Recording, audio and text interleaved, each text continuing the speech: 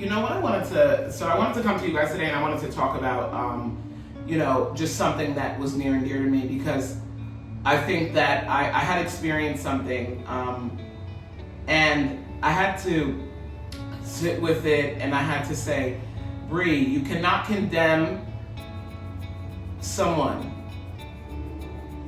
for one thing happening because it triggered trauma inside of you. So we've all experienced like church home hurt, where, I don't know if you guys are into the church, but if you've been in the church or you grew up in there, where you've seen people just actively sit and talk about people or whatever. We all, if you've grown up in a Baptist church or just any, you guys already know how the political church gossip and drama goes.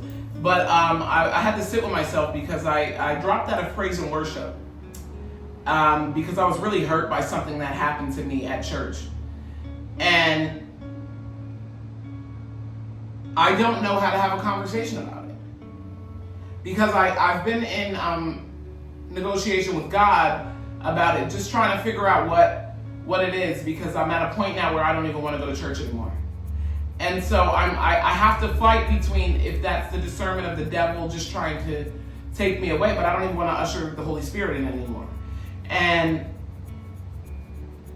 as I was sitting with that whole debacle, the whole trauma, the whole church home hurt situation, where I was just trying to figure out, like, okay, Brian, what are these feelings that you're feeling? It wasn't even something that I even cared to talk about. But, I share this with you as someone who's newly on my journey. Not newly, I've always known God. God's always been a big factor in my life. But as someone who is on a journey to really genuinely seek Him, and someone who wants to usher the Spirit in and bring a lot of you guys into the mix, you know what I mean? Because I know that there's a lot of good things in God. You can look at me and see the fruits of the supply. I just burped. He's made an example out of me. But, something happened to me, and I just felt I have to speak from I feel statements. I don't know if it was because I was emotionally fragile at the time, or because it reminded me of feeling left out, or whatever the case was. But I no longer even want to be a part of that anymore. And I'm now fighting these feelings of not even wanting to go to church anymore. Like, I don't even want to attend the church anymore. And it's not, the church didn't do anything to me. I had an experience in the church that was a familiar trauma for me, but it was just an antecedent. It may not even, so what I'm saying is it may not even have really been that. That's just my area of where I'm coming from or how I feel. But because it reminded me of some trauma that I had experienced in the past, I just immediately wanted to pull away from the church. And so now there's a couple of things coming up. We have Bible study tonight. We have a couple of things, and it's just like, I don't even want to go. And so that's a me issue. It's no one I go to church with beautiful people. I just have to deal with that trauma. So I share that with you guys to explain to you that sometimes when you're not healed, somebody may do something, right? The best example that I can give you is if I put some cayenne pepper on your chicken. I put enough. If you bite the chicken, it's gonna be spicy. And if you don't know the difference between the herbs, you're gonna think it's pepper of some sort. It is a pepper. It's a cayenne pepper, right? And so I don't know if you guys get that analogy, but what I'm saying is, it wasn't even that.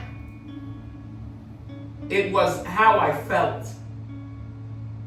And how I felt has a lot to do with where I'm at in my psychological and mental journey with things. And so I say that to you guys so that you guys can understand that too. If you don't heal, you will bleed on everybody. So what my boss did was he pulled me in, we had a conversation. He's so wonderful. Dion, thank you. And he was like, Brie, I seen you really hurting, but whatever. And he got my boss, Erica Cashaw, Dion Cat, you guys are wonderful. He got me a therapist because I need to go back to therapy. I used to go to therapy religiously, but I now don't even want to sing anymore.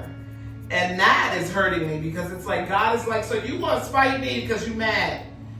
the way people treated you or the way that you felt like you were treated.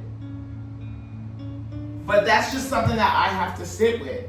And I share these transparent moments with you guys so that you can understand that when you are on your journey with God, you still, there's very real feelings and new things that I'm feeling that maybe I haven't felt before. But I just wanted to share that with you, that sometimes it's your perception. It's not people brown nosing you. It's not people being mean to you. It's your perception. It's your perception. And you just don't miss out on what God has for you. Don't miss out on what God has for you. And so I'm dealing with that. And I'll bring you guys on my journey with me as I go through that, as I deal with that. Like, I didn't feel appreciated. There was a lot of emotions that I went through. And so I'm still battling them from Sunday to now. I'm still in my emotions. I'm still trying to figure out, because my natural instinct is to run away. And so immediately after I would have felt that way, or someone would have made you feel that way, normally I would have just got my shit and been gone completely. I would have just completely removed myself from the situation. But I'm dealing with God right now. And so I don't know what lesson I'm supposed to get out of this, but I know that God has one for me. And so I leave y'all with that information so that you can understand that if you don't cover your wound, if you don't heal your wound, you will bleed on others around you. That's it. That's all. That's the message. I love you guys.